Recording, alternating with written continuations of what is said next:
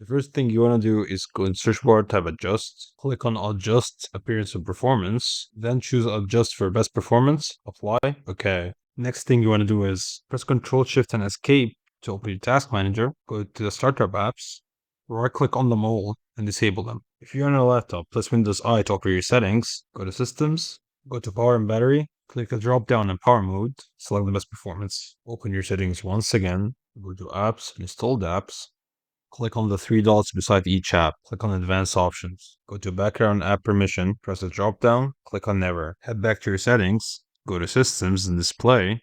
Scroll down. Find Advanced Display setting. Click on it.